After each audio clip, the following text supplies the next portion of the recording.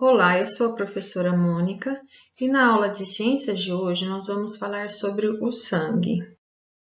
Na nossa aula anterior, nós falamos sobre a circulação sanguínea, os vasos sanguíneos, que correspondem às veias, artérias e capilares, e sobre o coração, que é uma bomba, um músculo, que vai bombear o sangue por todo o nosso corpo. Na nossa aula de hoje, nós vamos falar do sangue, que constitui aí os órgãos do sistema cardiovascular.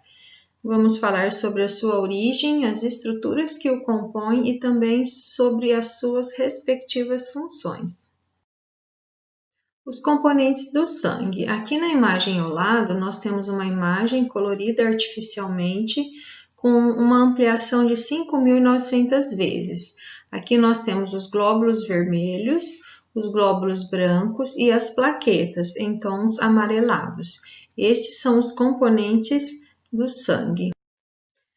Os componentes do sangue e as suas funções.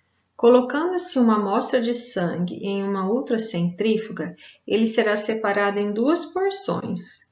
Uma camada vermelha que se depositará na parte de baixo do tubo, contendo os elementos figurados ou celulares, que correspondem às células e ocupam cerca de 45% do volume total da amostra, que é a parte sólida do sangue.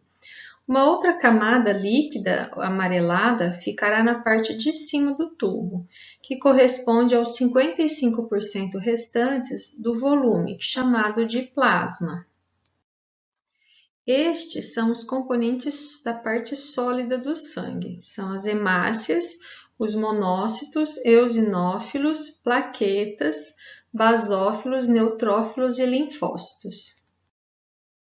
Os componentes do sangue na parte líquida, que é o plasma, ele é formado por 91% de água, 7% de proteínas e 2% de sais minerais, açúcares, aminoácidos, gases, hormônios e substâncias a serem eliminadas, as excretas. O transporte de quase todas essas substâncias é feito por meio da dissolução na água contida no sangue.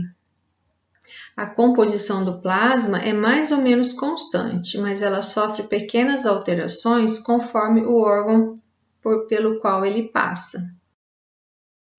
Aqui nós temos a origem da célula sanguínea. Elas se originam na medula óssea. Então, aqui na medula óssea ocorre a formação das plaquetas, dos leucócitos, hemácias, e temos também as células tronco hematopoética, que elas podem se transformar em qualquer outra célula. Então, a medula vermelha dos ossos ela é um tecido ricamente vascularizado, isto é, com grande quantidade de vasos sanguíneos, e ela está localizada nos espaços microscópicos que existem na parte dos ossos, que tem aparência esponjosa. Também conhecida como tutano, é um tecido líquido gelatinoso que preenche a cavidade interna de vários ossos e fabrica os elementos figurados do sangue periférico, como as hemácias, que são os glóbulos vermelhos, os leucócitos, que são os glóbulos brancos, e as plaquetas. A medula vermelha dos ossos é responsável, por exemplo, pela formação, pela maturação e pela multiplicação dos leucócitos. Quando nascemos, quase todos os ossos produzem essas células, mas à medida que crescemos, apenas algumas regiões continuam com essa tarefa, como mostra a figura ao lado. As plaquetas, um outro componente do sangue. Elas são fragmentos de células formadas na medula óssea vermelha, responsáveis pela coagulação do sangue. Quando um vaso sanguíneo se rompe, as plaquetas elas liberam substâncias conhecidas como fatores de coagulação. Esses fatores eles transformam certas proteínas presentes no plasma sanguíneo em uma rede de fibras que retém os elementos figurados do sangue, principalmente as hemácias, formando um tampão para interromper o sangramento. Existem pessoas que não produzem os fatores de coagulação. Essa é uma doença hereditária, conhecida como hemofilia, cujo tratamento é a administração do fator de coagulação no qual o paciente é deficiente. Esse tipo de doença, a pessoa ela se corta e ela não consegue parar o sangramento, ela pode ter hemorragias internas também. Os leucócitos, eles também são chamados de glóbulos brancos e são responsáveis pela defesa do organismo. Aqui nós temos os glóbulos brancos existentes. Olhando aqui na imagem, que tem outros componentes do sangue aqui na mesma imagem. Então, nós temos os glóbulos brancos, que são os linfócitos, os monócitos, eosinófilos, basófilos e neutrófilos. Aqui nós temos as hemácias, o nosso outro componente do sangue. Elas também são chamadas de eritrócitos ou simplesmente glóbulos vermelhos. São células anucleadas, ou seja, sem núcleo, preenchida por uma proteína chamada hemoglobina, que contém ferro em sua constituição, um dos minerais obtidos na nossa alimentação, o que lhe confere a cor vermelha. A função das hemácias é transportar o gás oxigênio disponibilizado pelos pulmões. Para ser transportado, o gás oxigênio ele liga-se à hemoglobina, ou seja, ele não é dissolvido no sangue. Vamos falar da importância da alimentação para a formação do sangue. A ingestão insuficiente de alimentos que contêm ferro ou alguma deficiência na absorção desse nutriente pode levar a pessoa a ter anemia carencial, por não formar a hemoglobina suficiente. A vitamina C é importante também para o transporte de gás oxigênio. Além de melhorar a absorção do ferro no intestino, ela participa na formação dos leucócitos. Aqui do lado nós temos os alimentos, que são ricos em ferro, que são as verduras verdes escuras, os cereais como feijões, lentilhas, soja, temos a carne também, a carne vermelha, a carne branca, então são vários alimentos que têm essa constituição que é o ferro. E temos também as frutas e verduras que contêm a vitamina C, que é essencial para a absorção do ferro. Então nós temos os alimentos como a laranja, o limão, a acerola, que são ricos na vitamina C. Agora nós vamos falar sobre alguns exames de sangue que são muito comuns, e muito importantes para tratamentos médicos, para ajudar no diagnóstico, de uma doença, fazer a prevenção de doenças ou até mesmo acompanhar tratamentos médicos. Nós temos aqui o hemograma, o lipidograma, a gasometria e a glicemia. E nós vamos falar um pouquinho sobre cada um deles. O hemograma, esse exame de sangue, ele avalia a quantidade e as qualidades dos 3 principais grupos de células do sangue. No caso aqui, são a série vermelha, que são as hemácias, que são os glóbulos vermelhos, que transportam o gás oxigênio e o nutriente para o corpo.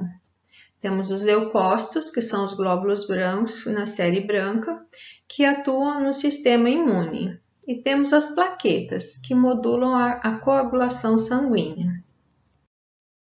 O hemograma ele serve também para avaliar a saúde de maneira geral e quando há sintomas como febre, fadiga e fraqueza, entre outros.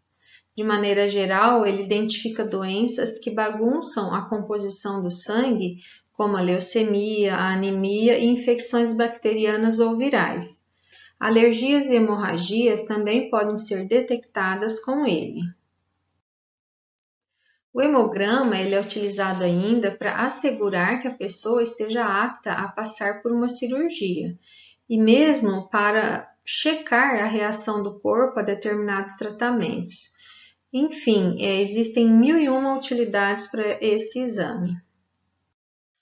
No exame de hemograma, então, nós podemos observar aqui na série vermelha os eritrócitos, hemoglobina e hematócrito. Aqui nós temos o resultado do paciente e do lado nós temos os valores de referência, que são os valores onde nós vamos comparar se o resultado do paciente está normal, se está abaixo do normal ou está acima do normal. Então, a gente tem que observar o valor de referência. Aqui na série branca nós temos os leucócitos totais, que correspondem à quantidade total de glóbulos brancos, E depois nós temos todos os glóbulos brancos envolvidos, os neutrófilos, eosinófilos, basófilos, linfócitos e monócitos. Cada um desses glóbulos brancos ele possui uma função específica, por isso eles são determinados separadamente. Através do aumento, da produção desses glóbulos brancos, é possível o médico prever, e ajudar no diagnóstico de qual problema o paciente está sofrendo. E temos também a contagem das plaquetas, que correspondem ao fator de coagulação do sangue. Essa contagem de plaquetas é muito importante para diagnosticar a dengue, a dengue hemorrágica. O lipidograma é um outro exame que é muito comum. Eles são usados para a detecção de dislipidemias, que são o aumento do colesterol total, que é o LDL, colesterol ruim, ou a diminuição do HDL, que é o colesterol bom, ou ainda o aumento do triglicérides, que são gorduras, que se acumulam no sangue.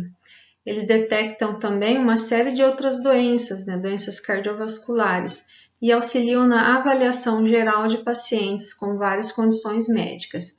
Aqui na imagem ao lado eu coloquei uma imagem da doença da arteriosclerose, que nós falamos numa aula passada, e a formação de placas de gordura devido ao aumento do colesterol ou do triglicérides no sangue. A gasometria arterial, ela mede o pH e os níveis de oxigênio e de gás carbônico no sangue de um paciente. A verificação dos gases sanguíneos é utilizada para verificar o equilíbrio ácido básico do organismo, que está diretamente relacionado com a performance pulmonar e metabólica. O exame da gasometria é um recurso que tem se mostrado fundamental para a avaliação da condição e tratamento dos pacientes com Covid-19. Ele é usado em situações críticas de insuficiência respiratória e é uma solução importante para a análise e para o gerenciamento dessa condição. O que é uma insuficiência respiratória? É uma incapacidade súbita do sistema respiratório em suprir as demandas metabólicas do organismo, a que se refere à oxigenação e à eliminação do gás carbônico, que é o que a gente observa que tem levado a óbito muitos pacientes que estão com a Covid-19. A glicemia. Esse é um dos exames mais simples e utilizados no diagnóstico de diabetes. O tempo de jejum ideal para esse exame de sangue, ele gira em torno de 8 a 10 horas. O exame de glicemia de jejum, ele serve para fazer o diagnóstico de hipoglicemia, ou seja, quando a taxa de glicose está abaixo do normal, ou a hiperglicemia, quando a taxa de glicose está acima do normal. Esse exame serve também para monitorizar o tratamento do diabetes, juntamente com o exame de hemoglobina glicada. O transplante de medula óssea. Então, recordando o que é a medula óssea, ela é um órgão responsável pela produção das células sanguíneas. E o transplante de medula óssea, ele é indicado principalmente para o tratamento de doenças que comprometem o funcionamento da medula óssea, como doenças hematológicas, oncohematológicas, imunodeficiências, doenças genéticas e hereditárias, alguns tumores sólidos e doenças autoimunes. Então, todos os problemas que envolvem a medula óssea pode ser solucionado ou amenizado com um transplante de medula. Quem pode fazer a doação de medula? Então, a pessoa ela precisa ter entre 18 e 55 anos de idade, estar em bom estado geral de saúde, não ter doença infecciosa ou incapacitante, não apresentar doença neoplásica, que é o câncer, ou hematológica, que é doenças no sangue, ou no sistema imunológico, que é nos sistemas de defesa. E algumas complicações de saúde, elas não são impeditivas para a doação, sendo analisado caso a caso. Então, no primeiro momento, quando a pessoa vai fazer a doação de medula, primeiro colhe somente o sangue da pessoa, para que ele fique armazenado, os dados da pessoa, num banco de dados. Se aparecer um doador compatível, aí sim a pessoa fará a doação da medula. Para fazer a doação da medula, né, ela é feita num centro cirúrgico sob anestesia peridural ou geral e requer internação por um mínimo de 24 horas. E essa doação ela dura aproximadamente 2 horas. Então, retira-se no máximo 15% da medula do doador, o que não causa qualquer comprometimento à saúde. Nos 3 dias após a doação, pode haver algum desconforto localizado, que pode ser amenizado com o uso de analgésicos e medidas simples. Normalmente, os doadores eles retornam às suas atividades habituais após uma semana. Então, é uma atitude, né, muito importante porque ela salva uma vida. Esses tipos de doenças, né, que requerem uma doação de medula, elas geralmente é porque elas não têm uma outra alternativa. 1 em cada 100 mil, essa é a chance de se encontrar uma medula óssea compatível com a de uma outra pessoa no Brasil. Então, realmente é muito difícil, né, encontrar uma pessoa compatível. Então, faça, né, a sua parte, seja um doador de medula, deixa lá os seus dados armazenados. Se aparecer uma pessoa compatível, você vai salvar uma vida, né? Então, não fique de fora, seja um doador. E a nossa aula de hoje vai ficando por aqui, terminando com uma reflexão, né, para vocês aí sobre a doação de medula, né? Então vamos aí fazer cada um a sua parte, ajudando o próximo. Então eu desejo a vocês bons estudos e até a nossa próxima aula.